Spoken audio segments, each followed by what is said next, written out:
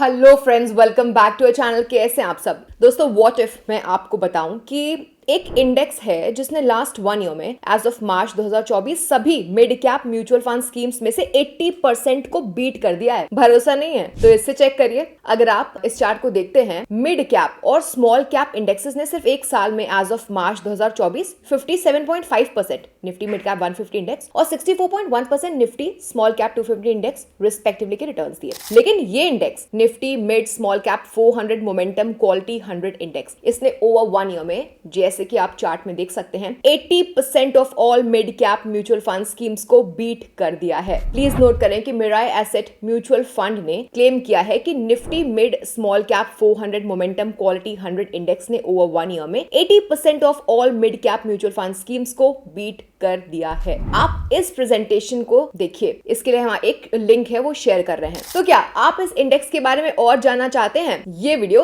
आप ही के लिए है। दोस्तों, आज की इस वीडियो में हम बहुत सारी चीजें डिस्कस करने वाले हैं। पहला, Nifty mid small cap 400 momentum quality 100 index क्या होता है। नेक्स्ट, ये इंडेक्स कैसे कंस्ट्रक्ट होता है, इसके कॉन्स्टिट्यूएंट्स क्या हैं, इस इंडेक्स ने दूसरे इंडाइसेस के कंपैरिजन में कैसा परफॉर्म किया है, एंड मच मोर। लेकिन इसके पहले कि हम वीडियो में जंप इन करें, अगर आपको ये वीडियो ऑलरेडी इंटरेस्टिंग लग रही हो तो मेक श्योर करें कि आप लाइक बटन को हिट कर रहे हैं, वीडियो को शेयर भी कर दीजिए और ऐसे ही और इंसाइटफुल कंटेंट के लिए हमारे चैनल को सब्सक्राइब भी कर लीजिएगा। ध्यान रखें कि ये वीडियो ना सिर्फ एजुकेशनल पर्पसेस के लिए है, ना कि कोई फाइनेंशियल एडवाइस या फिर recommendation.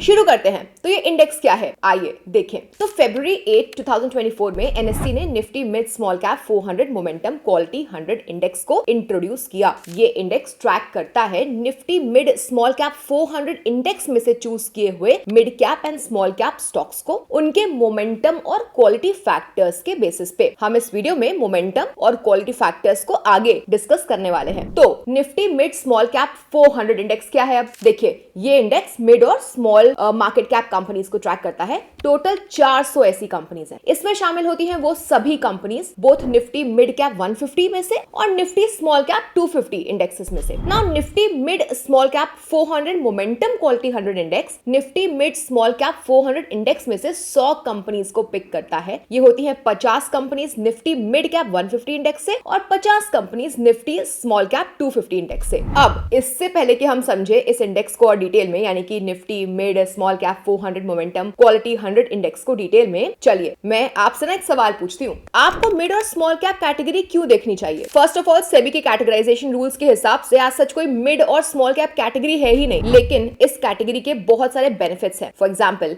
Mid and small cap categories combination में आपके रिटर्न और रिस्क प्रोफाइल को इंप्रूव कर सकते हैं, क्योंकि आपको इससे मिड कैप्स की स्टेबिलिटी मिलेगी और स्मॉल कैप स्पेस में हायर रिटर्न्स की पॉसिबिलिटी। अगर आप इस चार्ट को देखेंगे तो आप समझेंगे कि Nifty mid small cap 400 momentum quality 100 index ने निफ्टी 50 और small and mid cap index को रिटर्न्स में पिछले दशक में आउट परफॉर्म कर दिया है। इसके अलावा इसकी 10 साल की वोलेटिलिटी कम है कंपेयर करें mid and small cap index से। तो इसके अलावा ये कैटेगरी आपको उन इंडस्ट्रीज में एक्सपोजर भी देती है जो कि लार्ज कैप सेगमेंट नहीं देता, जैसे कि fintech, hotel and resorts, textiles and apparels, construction etcetera. और लास्ट में ये कैटेगरी ऐसी कंपनीज को भी ढूंढती है जो कि अपने अपने सेगमेंट में इमर्जिंग लीडर्स हों और जिनके पास फ्यूचर में लार्ज कैप्स बन पाने का पोटेंशियल हो। तो आपके पास अपॉर्चुनिटी है उनकी ग्रोथ स्टोरी में पार्ट लेने की। आई होप कि मैंने आपके सवाल का जवाब दे दिया होगा। अब वापस इंडेक्स पे चलते हैं। दोस्तों, हम समझेंगे इंडेक्स कंस्ट्रक्शन के बारे में। तो जैसे कि डिस्कस किया, Nifty mid small cap 400 momentum quality 100 index में 100 स्टॉक्स होते हैं। ठीक है, ये 100 स्टॉक्स यानी कि 50 मिड और 50 स्मॉल कैप्स को पिक किया जाता है Nifty mid small cap 400 index से, और ये बेस्ड होता है किस पे? उनके मोमेंटम और क्वालिटी फैक्टर्स पर। अब हम समझते हैं कि कैसे स्टॉक्स को सिलेक्ट किया जाता है इन दोनों पैरामीटर्स यानी कि मोमेंटम और क्वालिटी फैक्टर्स के बेसिस पे वन बाय वन। तो पहले बात कर लेते हैं मोमेंटम फैक्टर की। आखिर ये मोमेंटम का मतलब क्या है? देखिए, मोमेंटम एक ऐसे आइडिया पर बेस्ड होता है जो कहता है कि जो स्टॉक्स अच्छा परफॉर्म कर रहे हैं ना, वो नियर फ्यूचर में ऐसा करना कंटिन्यूड रखेंगे, यानी कि अच्छा परफॉर्म करते रहेंगे। स्टॉक्स को सिलेक्ट करने के लिए मोमेंटम स्कोर कैलकुलेट किया जाता है। अब ये फैक्टर कंबाइन करता है शॉर्ट टर्म यानी 6 महीने का और लॉन्ग टर्म 12 महीने का स्टॉक्स का परफॉर्मेंस। ये कुछ ऐसे काम करता है। देखिए, सबसे पहले हर एक स्टॉक के लिए एक Z स्कोर कैलकुलेट किया जाता है। Z स्कोर कैलकुलेट किया जाएगा बोथ 6 मंथ और 12 मंथ के लिए। यहाँ Z स्कोर दिखाता है कि एक स्टॉक का परफॉर्मेंस उसके एवरेज रिटर्न से कितना डेविएट कर रहा है। अब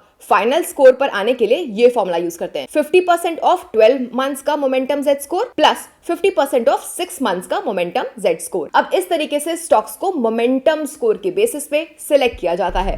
अब हम आ रहे हैं क्वालिटी फैक्टर्स पर। तो क्वालिटी का मतलब होता है कि एक कंपनी को सिलेक्ट किया जाएगा उसके बिजनेस मॉडल के बेसिस पर और सस्टेनेबल कॉम्पिटिटिव एडवांटेज के बेसिस पर। आइए देखते हैं कि कैसे स्टॉक्स को क्वालिटी फैक्टर्स के बेसिस पे सिलेक्ट किया जाता है। तो हर एक कंपनी को एक Z क्वालिटी स्कोर मिलता है 3 फैक्टर्स के बेसिस पे। पहला ROE रिटर्न ऑन इक्विटी, जो कि शेयर होल्डर्स इक्विटी के रिलेशन में प्रॉफिटेबिलिटी को नापता है। दूसरा डेट इक्विटी रेशियो, तो ये इक्विटी के रिलेशन में कंपनी के डेट लेवल को नापता है। और तीसरा अर्निंग्स पर शेयर यानी कि EPS ग्रोथ में वेरिएबिलिटी, ये इंडिकेट करता है कि ओवर टाइम कंपनी की अर्निंग पर शेयर में क्या फ्लक्चुएशंस हुए हैं। अब इन सभी फैक्टर्स को पास्ट 5 इयर्स में एनालाइज किया जाता है और फिर कंपनी को सिलेक्ट किया जाता है। तो कंपनी का ROE जितना हाई होगा, डेट इक्विटी रेशियो जितना कम और उसकी EPS ग्रोथ जितनी कम वेरिएबल है, Z क्वालिटी स्कोर उतना हाई होगा। और एक कंपनी जिसका ज्यादा Z क्वालिटी स्कोर होगा उसे सिलेक्ट कर लिया जाएगा। अब यहाँ पे कुछ पॉइंट्स हैं नोट करने के लिए। देखिए, फाइनेंशियल सर्विसेज वाली कंपनीज के लिए डेट इक्विटी रेशियो कंसिडर नहीं किया जाता। ROE और डेट इक्विटी रेशियो कैलकुलेशंस के लिए सबसे रीसेंट फिस्कल ईयर का डेटा यूज किया जाता है। EPS ग्रोथ वेरिएबिलिटी को पास्ट 5 इयर्स में कैलकुलेट किया जाता है और इसकी कैलकुलेशन में इस्तेमाल किया जाता है एडजस्टेड EPS का डेटा पिछले 6 सालों का। अगर कंसोलिडेटेड फाइनेंशियल डेटा अवेलेबल है तो उसको यूज करते हैं, वरना स्टैंडअलोन डेटा को ही यूज करते हैं। अब एक बार बोथ मोमेंटम और क्वालिटी स्कोर कैलकुलेट हो जाता है, फिर फाइनल स्कोर कैलकुलेट किया जाता है। फाइनल स्कोर कैलकुलेट करने के लिए इक्वल इंपॉर्टेंस दी जाती है both momentum and quality score को। इसका मतलब है फाइनल स्कोर कैलकुलेट होगा मोमेंटम स्कोर का 50% लेकर के और क्वालिटी स्कोर का भी 50% लेकर के। फॉर्मूला है 50% of momentum score plus 50% of quality score. आप एक नजर डाल सकते हैं कि ये कैसे काम करता है। अब कुछ कंपनीज को इस इंडेक्स में से एक्सक्लूड किया जाता है। कौन सी? तो कंपनीज जो सिर्फ 1 साल से कम के लिए लिस्टेड रही हैं, उन्हें इंक्लूड नहीं किया जाएगा। नेक्स्ट, अगर एक non F&O futures and option stock है जिसने पास्ट 6 मंथ्स में बहुत फ्रीक्वेंटली अपने अपर और लोअर सर्किट प्राइस बैंड को हिट किया है, दैट इज मोर देन और equal to 20% of total trading days, ये भी इसमें शामिल होने के लिए एलिजिबल नहीं है। व्हाई? बिकॉज ये बहुत ज्यादा वॉलेटिलिटी को इंडिकेट करता है। नेक्स्ट, वो कंपनीज जिनमें प्रमोटर के शेयर का 20% से ज्यादा प्लेज्ड है कोलेटरल के रूप में, उन्हें इंक्लूड नहीं किया जाएगा। नेक्स्ट, स्टॉक्स जो कि पिछले 6 महीने में अपने एवरेज डेली ट्रेडिंग वैल्यू के टर्म्स में बॉटम 10 परसेंटाइल में फॉल हुए हैं each mid cap and small cap segment में, उन्हें भी इंक्लूड नहीं किया जाएगा। यहाँ average daily trading value indicate करती है कि एक गिवन टाइम फ्रेम में क्या average number of shares trade हुए हैं। नेक्स्ट, जो स्टॉक्स अपने टर्नओवर रेशियो के बेसिस पे, जैसे कि एसेट टर्नओवर, इन्वेंट्री टर्नओवर, जो कंपनी की एफिशिएंसी को मेजर करता है, तो जो स्टॉक्स अपने टर्नओवर रेशियो के बेसिस पे बॉटम 10 परसेंटाइल में फॉल हो रहे हैं हर एक सेगमेंट में, उनको भी एक्सक्लूड किया जाता है। वेल, ये थे एक्सक्लूजन्स। अब याद रखें कि हर एक स्टॉक का वेट ना इंडेक्स में कैप है एट 5%। इसका मतलब है कि किसी भी एक स्टॉक का वेट 5% से ज्यादा नहीं हो सकता। इसके अलावा इस इंडेक्स को सेमी एनुअली यानी कि साल में 2 बार जून और दिसंबर में रिकॉन्स्टिट्यूट किया जाता है। यहाँ पे एक बात नोट करना बहुत इंटरेस्टिंग है कि ये इंडेक्स अलग अलग सेक्टोरल एक्सपोजर देता है, कंपेयर करें ब्रॉड बेस्ड इंडाइसेस से। तो आइए चेक करते हैं कि इसके कॉन्स्टिट्यूएंट्स क्या हैं। तो अगर हम चेक करें Nifty mid small cap 400 momentum quality 100 index का as of April 2024 top 5 stocks क्या है, वो है REC 5.4%, power finance corporation 5.01%, HDFC AMC 2.9%, supreme industries 2.81% और औरोबिंदो फार्मा 2.63%। अब आइए इस इंडेक्स का सेक्टर देख लेते हैं। तो टॉप 5 सेक्टर्स हैं financial services 21.97%, capital goods 21.29%, IT 12.56%, health care 9.26% और केमिकल 6.43%। अब आप स्क्रीन पे देख सकते हैं अलग अलग स्टॉक मार्केट इंडाइसेस इंडाइसेस का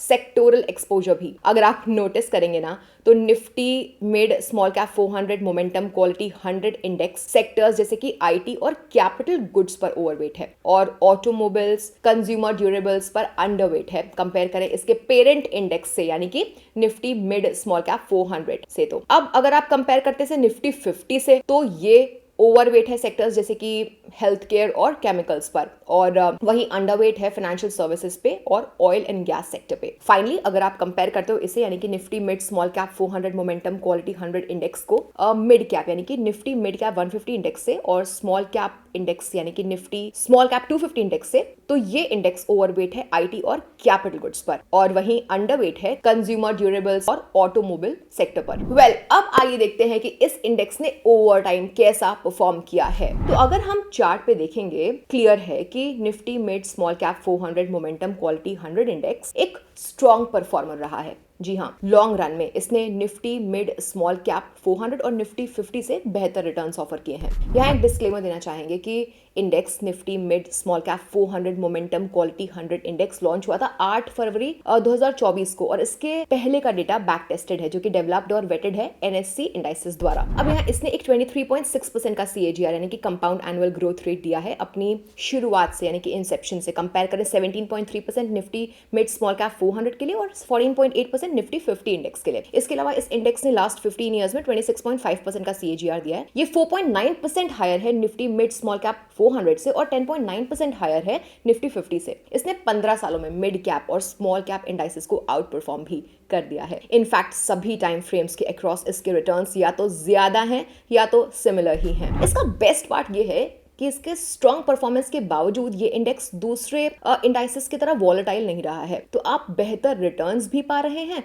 बिना ज्यादा रिस्क उठाए हुए भी। पास्ट 18 कैलेंडर ईयर्स में Nifty mid small cap 400 momentum quality 100 index ने एक्चुअली आउट परफॉर्म कर दिया है Nifty mid small cap 400 index को। उन कैलेंडर ईयर्स में से 13 में इवन अगर आप इस चार्ट को देखते हैं तो Nifty mid small cap 400 momentum quality 100 index stand out करता है। अगेन ये अपने ब्रॉड बेस्ड पीयर्स को बीट कर देता है। और जब बात आती है डाउन टर्न्स की ना, तो इस इंडेक्स ने एक्चुअली इन्वेस्टर्स को बेहतर तरीके से प्रोटेक्शन दी है। पास्ट 18 सालों में सिर्फ एक साल था जब इसने बहुत ज्यादा वैल्यू में डिक्लाइन यानी कि ड्रॉ डाउन एक्सपीरियंस किया। अगर हम कंपेयर करें उसके पेरेंट इंडेक्स यानी कि Nifty mid small cap 400 index से, तो सभी दूसरे सालों में आप देखोगे तो जो ड्रॉ डाउन्स थे वो कम थे।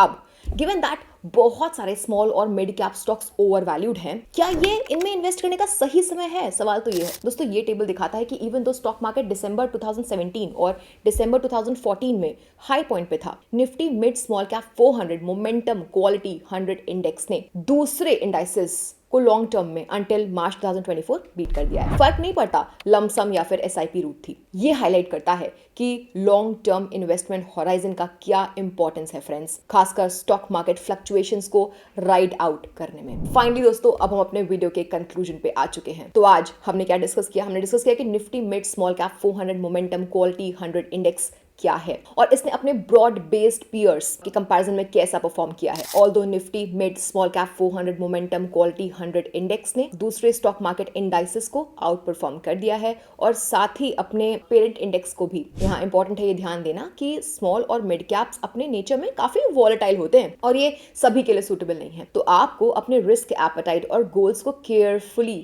ध्यान में रखना चाहिए और फिर ही डिसाइड करना चाहिए कि ये इन्वेस्टमेंट आपके लिए सूटेबल है या फिर नहीं। और ध्यान रखें कि लॉन्ग टर्म के लिए इन्वेस्ट करना ही की है। दोस्तों, मुझे आशा है कि आपको ये वीडियो बेहद इंफॉर्मेटिव और हेल्पफुल लगी होगी। अगर हाँ, तो हमें थम्स अप देना मत भूलिएगा, अपने दोस्तों के साथ इसे शेयर कर दीजिए और ऐसे ही इंसाइटफुल कंटेंट के लिए हमारे चैनल को सब्सक्राइब भी कर लीजिए। और हाँ, बेल आइकन को हिट करना मत भूलिएगा जिससे कि आप हमारे लेटेस्ट अपडेट्स से हमेशा नोटिफाइड रहें। ध्यान रखें कि ये वीडियो प्योरली एजुकेशनल पर्पसेस के लिए है, ना कोई फाइनेंशियल एडवाइस या फिर रिकमेंडेशन। और हाँ, क्या आपने कभी मिड एंड स्मॉल कैप में इन्वेस्ट करना कंसिडर किया है? हमें कमेंट्स में बताइए। Thank you for watching. मिलते हैं नेक्स्ट वीडियो में, तब तक के लिए बाय बाय।